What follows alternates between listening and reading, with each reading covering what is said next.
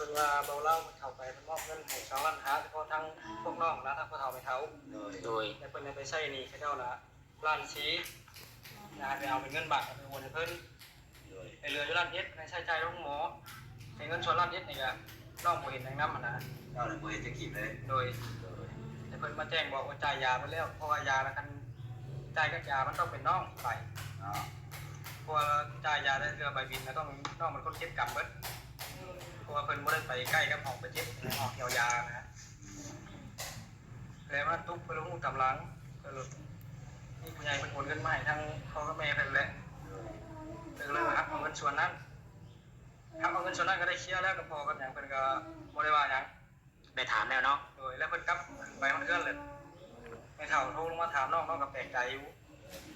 แต่วันนี้พอเฒ่ากลับลงมาเพิ่นก็ลงมาว่าได้เงินคืนน้องก็เลยบอกให้ตุ๊กเอาให้เพิ่นซ้ำมันสิยากปะล่ะเนาะโดย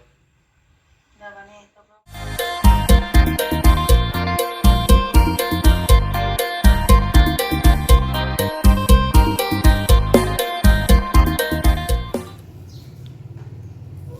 ทักทายสบายดีเนาะ FP กันเบิดสุขุสุคนพี่น้องเนาะงามเศร้าๆพี่น้องเนาะเบิดสุขุสุคนเบิดสมองสุบอนเนาะทางฝั่งลาวแล้วก็ทางฝั่งไทยและแม่ FC อยู่ทางต่างประเทศนำเด้อพ่อแม่พี่น้องเนาะยินดีต้อนรับทุกท่านเข้าสู่ช่อง YouTube ของว่าวิ่งชายใจเกินร้อยพี่น้อง V2 เนาะอีกเช่นเก่าเช่นเดิมพี่น้องเนาะเช่นเก่าเช่นเคยพี่น้องพบกันมองเก่ามองเดิมอยู่เฮือนอยู่ชาติอยู่ตู้คือเก่าพี่น้องเนาะหลังตู้คือเก่าตู้งามๆพี่น้องเนาะหากะซื้อพี่น้องเนาะก็ซื้อหากะเซ็นมาเครื่องยังบ่เต็มจ้ะพี่น้องเนาะวันนี้ทางบ่เวียงเองก็อยู่เฮือนเนาะก็ได้อัดคลิปให้พ่อแม่พี่น้องได้เบิ่งได้ชมนำกันอีกเทื่อนึงพี่น้องเนาะก่อนออกไปข้างนอกเราก็จะได้อัดคลิปตามที่เคยเนาะพี่น้องเนาะตามที่เคยอัดอยู่บ้านอยู่เพื่อนทางใดก็แล้วแต่พี่น้องเลยที่เขามาให้กำลังใจเนาะพี่น้องเนาะกำลังใจบ่เวียง1ได้1แชร์1กำลังใจพี่น้องเลยเนาะมาคอมเมนต์เนาะพี่น้องเนาะมากดไลค์กดแชร์เราก็ดีใจพี่น้องเลยเนาะที่ว่ายังมีแม่ FC คอยติดตามคอยเบิ่งพี่น้องเลยเนาะคอยให้กำลังใจบ่ว่าสิเป็นทางฝั่งไทยฝั่งลาวเนาะส่วนรายก็ใหญ่ผู้ใหญ่เนาะรุ่นผู้ใหญ่นี่แหละพี่น้องส่วนรายคนเบิ่งYouTube เนาะเพียงเนาะเมื่อนี้เนาะเพียงเนาะทางมาเวียงก็ได้ออกมาเฮ็ดคลิปในส่วนเรื่องมีคนเข้าไปถ่ายเนาะเพียงเนาะ เขาน้องตุ๊กนี่แหละพี่น้องเนาะเขาน้องตุ๊กนี่แหละเมื่อวานซีเพิ่นกระชงมาให้พี่น้องตอนแรกก็บ่เวียงว่าสิบ่เฮ็ดได้ล่ะมีแต่ว่าเฮ็ดให้พี่น้องเบิ่งเฮ็ดให้ FC เบิ่งเนาะอันนี้ก็คือว่าแลกเปลี่ยนความคิดความเห็นกันเฮาบ่ได้ว่าบ่เวียงเองบ่ได้ว่าปากเวรมาผู้นั้นตึผู้นี้ผิดนู่นนั่นนี่หรอกพี่น้องเนาะนี่แต่ว่าเบิ่งไปตามเนื้อเรื่องเนาะพี่น้องเนาะเบิ่งไปตามเนื้อเรื่องกันว่าเมื่อวานนี่ทั้งบ่าวคำไพบ่าวสุกเช้าแก้วเนาะพี่น้องเนาะเพิ่นเข้าไปหานางตุ๊กพี่น้องเนาะ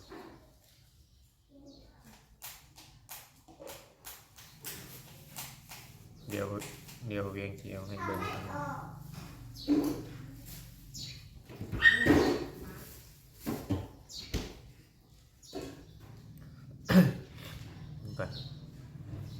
ว่าเมื่อวานนี่เมื่อคืนนี่บ่เวียงก็เบิ่งไปแล้วรอบนึงพี่น้องเนาะ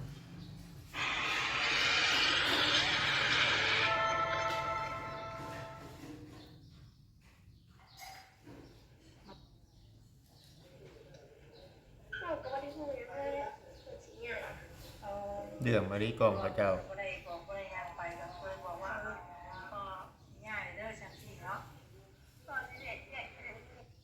ดูเรื่องราวที่แอดได้บีบมาแล้ว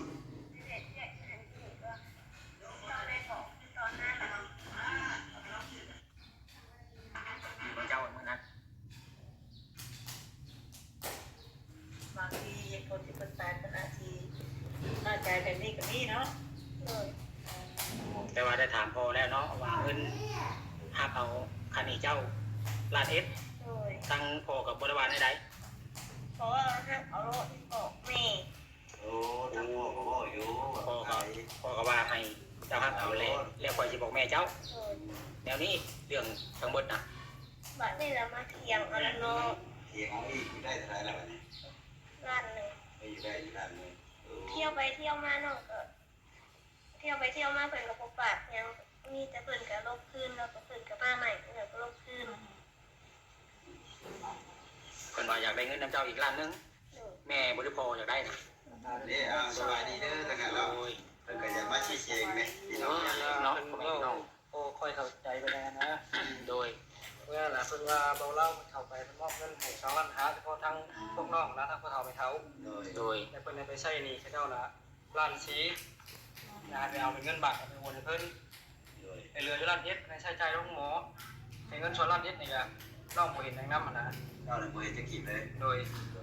แต่เพิ่นมาแจ้งบอกว่าจ่ายยาไปแล้วเพราะว่ายาละกันจ่ายกับยามันต้องเป็นน้องไป เนาะ เพราะว่าจ่ายยาได้เรือใบบินก็ต้องน้องมันคนเก็บกรรมเบิดเพราะว่าเพิ่นบ่ได้ไปใกล้กับห้องไปเจ็บห้องเกี่ยวยานะ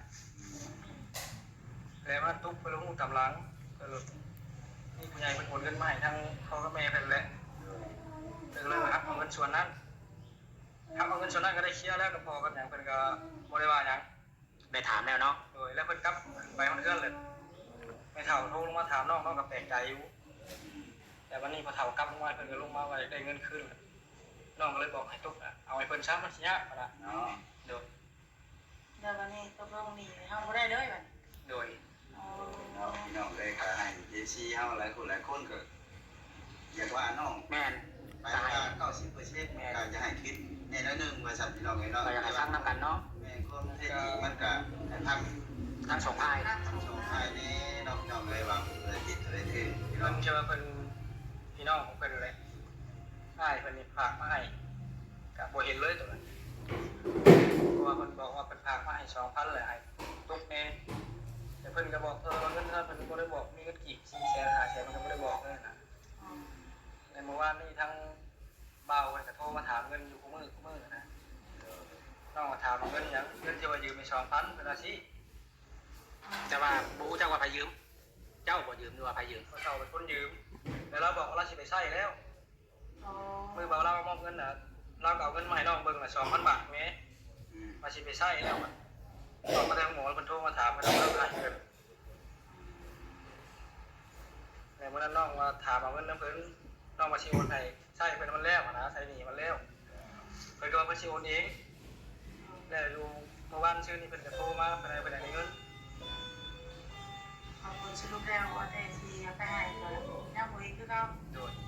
เอาไปว่าทางนอกนี่เฮ้ย วั มัน น นี้ ตื่น เจ้านี่โทรมาทวงเงินเจ้า โดย พอถามเป็นคนยืม โดย แล้วมื้อนั้นเงินผู้ใหญ่เพิ่นมาให้นั่นเจ้าเห็นอยู่เงิน2,000 บาทนะพอถามว่าจะโอนคืนแหละ โดย โดยที่ทางนั้นโทรมาแหละยังบ่ได้ทำเงินตอนนี้นะ เพิ่นเอาเพิ่นมาทำเงิน อย่าบีบลูกอย่าบีบอย่าบีบ นี่ก็ยังว่ายังบ่ได้หา มาพี่มานั่งพ่อ ยังบ่ได้ได้แค่ก่อนคำนึง มานั่งน้ำพ่อเห็นไหมมาบอกว่าลุงเนี่ยเช่าได้ไข่ ชั่วโมงจริงๆเลยนะเพราะว่า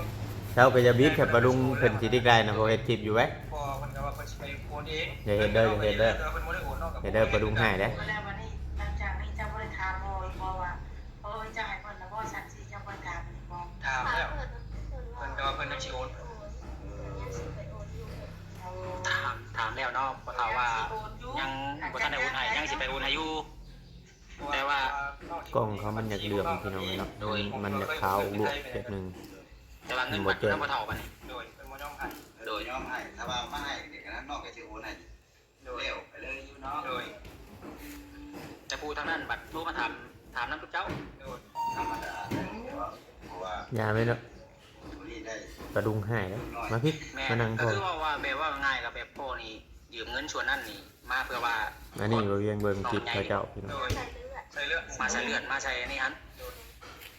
เพราะว่าเงินน่ะมึงไปที่แรกมันยังบ่พอนอกก็มีเงินอยู่ล้าน3ก็ได้มัดจำไว้ก่อนนะ โดย โทรไปของยืมเงินน้ำเพิ่นเพิ่นก็เลยโอนมาให้ก็เลยมาจ่ายค่าเลือดเพิ่นนี้ก่อน แล้วบัดนี้มีผู้ใหญ่เพิ่นฝากมาให้ โดย ฝากมาให้อันไปใช้นี่ เรา นะ โดย คือว่าหมายถึงว่าถ้าว่าคือว่าแม่ ม่นอยู่มาใส่เราทุกเนาะแต่ว่าคนที่มาสะหายแล้ว แม่นผู้ใหญ่เพิ่นฝากมาให้ไป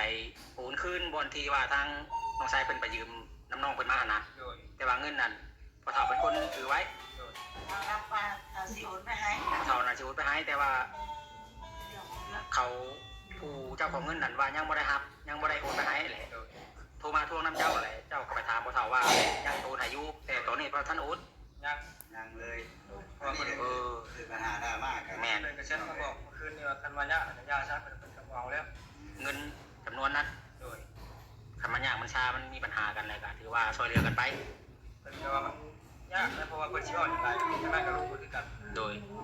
บ่หลายก็บ่ได้กับพี่กับน้อง เนาะจังไดเพราะว่าน้ำเอากับบ่ฮู้อีกเพราะว่าเพิ่นรอเพิ่นสิรับโอนนี่ว่าถามว่าสิโอนอยู่ก็ยังย้ำไหมสิโอนถามว่าสิโอนนี่คนโทรเป็นคนเนาะ โดย ยังไม่ได้เงินด้วยสันสี่นะว่าเงินนั้นถามว่าใช่จำเป็นแล้วใครอยู่ เพิ่นก็บ่โทรบอก อันนี้ทั้งนี่ไม่ก็คิดถึงได้สักวันเนาะจนพากันมีแบบ ทางเจ้าในกระหูว่ามันสิไปพาเพิ่นไปนะการมานี่นะ บ่ฮู้คือกัน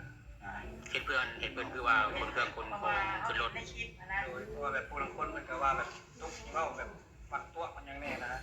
แต่บางเทื่อนี่โทรไปถามมันว่าสิได้กลับบ้านแต่เพิ่นกลับยามมื้อนึงเพิ่นมาอีกแต่จำหยุดเพิ่นบ่ทันอีกกัน เนาะ โดย วันนี้เอาเห็นแค่ในคลิปเนาะกับพวกมึงกันเอาเห็นแค่ในคลิปเห็นคนเครื่องขึ้นรถประบดเนาะ ลายเป่าได้โบแมนเนาะมันเพิ่นสิเมื่อบ้านนะคอยว่าเราออกแล้วจากบ้านบันเทิงนี่เห็นกระสอบกระเสบหลายอย่างทุกน้ำทุกนิ่ม นาย นะ สอบอยู่ไรเนาะ แล้วมาถามน้องตุ๊กว่าโบ ประมาณชั่วโมง บ่ได้จักว่าเพิ่นสิออกจากหันมื้อนี้นะแต่บ่จักเช้านี้ก็ขึ้นไปอยู่ขึ้นไปเอาผ้าแต่ว่าถามเพิ่นบ่ปากน้ำ เพราะว่านี่เพิ่นก็เห็นกับนอกคือแปลวเครื่องมาจากนอกอ่ะเพิ่นก็บ่ได้สอนอย่างนอกอ่ะเลยบ่ได้กล้าถาม เพราะว่าเขาเป็นน้อยเนาะ โดยเนาะเลย สิทาคณะสิทาคนในวันวันนี้ว่าทางเขาโบก้าถามมาทั้งแม่สิทามขึ้นกับโบก้าเนี่ยว่าลูกข้าอย่างมั้งสูบโบก้าถามกันสิไม่ใช่ ก็พอสิบ่กล้าถามก็โทรหาเพิ่นเมื่อคืนนี่เพิ่นก็เว้านิดหน่อยก็ตัดสายแล้วแต่เว้าอย่างนั้นแล้วมันก็ตัดไปแต่นอกก็บ่กล้ากัน กล้ากันแล้วเพราะว่าชีวิตเราก็ลำบากแห้งเลยทีเนาะ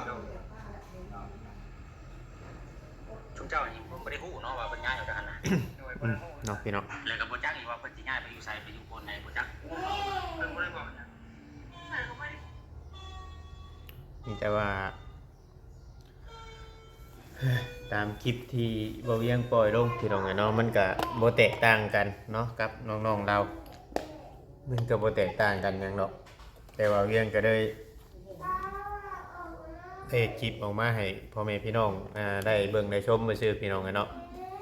ก็เบิ่งคลิปเขาเจ้าที่ FC ส่งเข้ามาให้เนาะเพียงเนาะ FC ส่งเข้ามาให้แล้วบ่เวียงก็กดเบิ่งเนาะก็มันก็บ่แตกต่างหยังที่ทางบ่าวเวียงได้คุยกับพ่อจอยเมื่อวานนี้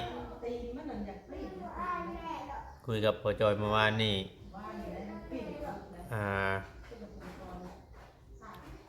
ก็ว่าคักแล้วพี่น้องเนาะในความมันเรื่องเงินนี่แหละมันมีปัญหาเรื่องเงินนี่แหละพี่น้องเรื่องเงินเนาะมีปัญหาในเรื่องเงินก็คือว่า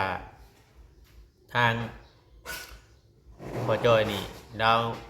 ยังบ่ใช้เงินเนาะแล้วยังบ่ใช้เงินแต่ก็เงินนั่นก็เฮาถามเราก็ว่าดาวเฮาถามเรานี่เราก็ว่าเราซื้อกินอยู่ห้องหมอห้องยังนะพี่น้องอันนี้แหละที่บางเทื่อบางทีก็เฮ็ดให้ทางผู้หลักผู้ใหญ่เพิ่นบ่อยากปลื้มนะว่าง่ายๆแท้เนาะเฮ็ดให้ทางผู้หลักผู้ใหญ่เพิ่นบ่อยากปลื้มนำเนาะเพราะว่าเงินนี่เฮาก็ เคลียร์ไปแล้วในจุดนั้นนะเคลียร์ไปเบิดหนี้เบิดแล้ว เคลียร์ไปในส่วนนี้กับในส่วนของนี้ในส่วนนี้กับในส่วนของนี้ในส่วนชื่ออยู่ชื่อกินแล้วก็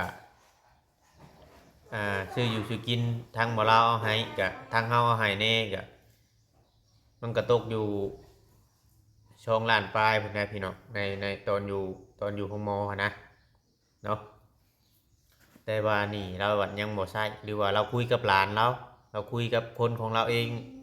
แต่เขาเจ้าอนุโลมให้เราบ่นู่นนั่นนี่นะพี่น้องเฮาก็เลยบ่ได้นะก็คือว่าสิ่งที่มันเกิดปัญหาเนาะอันนี้บางเทื่อบางทีทางเจ้าของเงินหรือว่าทางเจ้าของเงินเขาโทรมาถามอดีกะบางเทื่ออาจจะเป็นไปได้แต่ว่าพอมันเกิดเรื่องเกิดยังไงเขาเจ้าเลยอาจจะยาอย่างคือน้องๆบอกเมื่อกี้นี้ว่าเจ้าของเงินเขายาแล้วโอ้ยน้องเนาะมันยากถ้ามันยากนะถ้ามันเป็นแบบนี้ต่อไปนี่ถ้าเจ้าเจ็บเป็นเอ็ดอุ่นถ้าเจ้าเดือดร้อนนี่เจ้าเอาเงินเนี่ยเจ้าบ่อยากใช้นี่ต่อไปอาจจะบ่มีไผให้ยืมพี่น้องเนาะต่อไปเนี่ยบ่มีไผให้ยืมนี่เว้าในความเป็นจริงนี่ว่าตอนมื้อนั้นก่อนเงินนี่แต่ก่อนเนาะก่อนออกมาแต่ห้องหมอนี่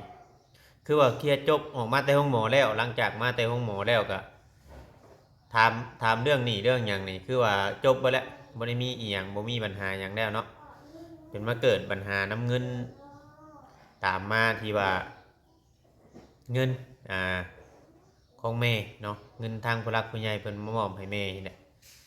แล้วก็ทางน้องตุ๊กฮักไว้เนี่ยมันได้เกิดปัญหาขึ้นมาเนาะเงินมันช่วงนั้นเงินฝากไว้เนี่ยพี่น้องไอ้ฝากไว้นำผู้หนึ่งกับนำผู้หนึ่งถ้าว่าเงินบ่นั่นคือสิบ่มีปัญหาอย่างไรหรอก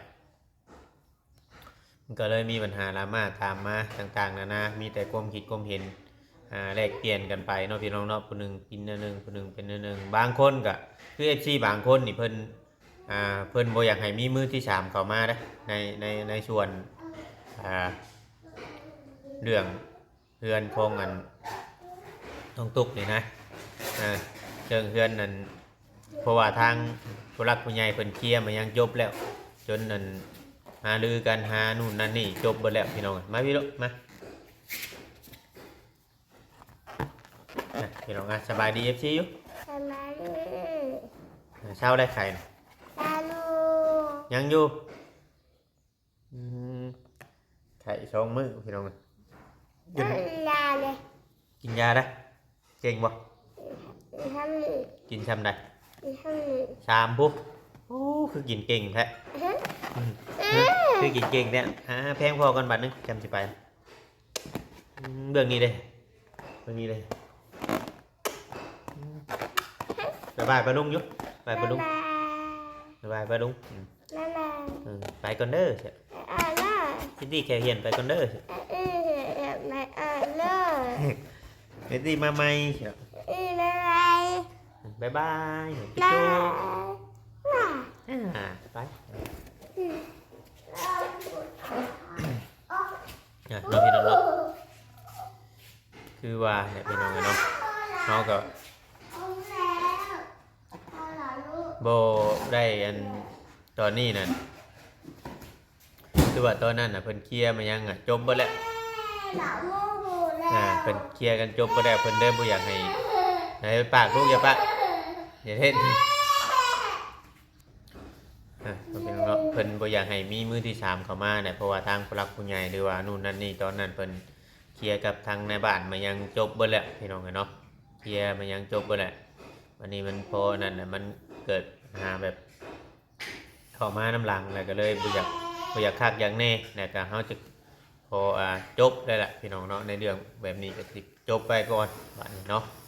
จบไปก่อนคือว่าเนี่ยถ้าทั้งพอจอยเรายังมีความผิดหวังเนาะมีความผิดหวังทีมงานนู่นนั่นนี่กับเมียนี่บางเทื่อบางทีนี่อาจจะบ่มีผู้รักผู้ใหญ่สงสารพี่น้องเนาะเพราะว่าเราถามเข็นไข่เราตอนนั้นก็ตอนเด็กๆนะมาแต่ห้องหมอเราก็ว่าใส่บ่แล้วจังซั่นจังซี่ใส่บ่แล้วแต่พอไปๆมาๆว่ายังบ่ใช่นะพี่น้อง มันก็เลยเฮ็ดให้ความมันบ่โปร่งใสเนาะเฮ็ดให้บ่นั่นแล้วก็มีแต่ว่าส่วนไผผิดไผถูกนู่นนั่นนี่ก็แล้วแต่เนาะแล้วแต่อันซุมครอบครัวเพิ่นนะพี่น้องเอ้ยเฮาก็สิบ่อยากเว้าหยังหลายแค่ว่า FC ส่งเข้ามาว่าเฮ็ดคลิปให้แน่เบิ่งให้แน่บ่ตอนนี้นั่นทางบ่เวียงเองนั่นสิบ่ขอเว้าหยังหลายในเรื่องแบบนี้นะพี่น้องสิบ่ขอเว้าแล้วเพราะว่าเฮาก็ช่วยไปแล้วเข้าข้อมูลห้องหมอนู่นนั่นนี่ก็เฮาก็ช่วยไปแล้วเงินคำทางผู้หลักผู้ใหญ่เพิ่นมอบให้เท่านั้นตัวนี้เฮาก็เอาให้เบิดแล้วเฮาก็เอาให้เฮ็ดให้ทุกอย่างนะพี่น้องเฮ็ดนู่นนั่นนี่ทุกอย่างนะตอนอยู่ห้องหมอแต่ว่าชื่ออยู่ชื่อกินนู่นนั่นนี่แหละพี่น้องเอ้ยเนาะขนาดจุ่มเฮาไปนำกัน 4-5 คนก็บางเทื่อบางทีก็ยังชื่อบ่ได้ถึงขั้นนั้นนะพี่น้องก็เลยบ่อยากเว้าหยังหลายเนาะเพียงเนาะก็มีแต่ว่าสิขอจบลงไว้ก่อนพี่น้องเอ้ยเนาะเฮ็ดเบิ่งเฮ็ดไปตามคำแนะนำหรือว่าตามคำขอของ FC พี่น้องเอ้ยเนาะมีแต่ว่าเบิ่งเอาพี่น้องเนาะฟังหูไว้หูแล้วก็ผู้นั้นเบิ่งทางนี้ผู้นี้เบิ่งทางนั้นถ้าว่าบ่มักบ่ต้องก็ต้องกราบขอโทษขออภัยนำอีกเทื่อนึงพี่น้องถ้าว่า FC บ่มักบ่ถือบ่ควรสิ่งที่เฮาเฮ็ดคลิปออกมาเนาะพี่น้องเนาะนู่นนั่นนี่ก็ต้องกราบขอโทษขออภัยนำ FC เด้อพี่น้องเนาะจังไดก็ต้องสิขอจบคลิปลงไว้ก่อนพี่น้องเนาะน้องบิวตี้ก็เล่นไปเล่นมาเฮ็ดอยู่เฮือนนี่แหละพี่น้องคลิปนะมันก็เลยมีเสียงโอนอวยแน่พี่น้องเนาะจังไดก็ขอกล่าวคำว่าสบายดีพี่น้องเนาะ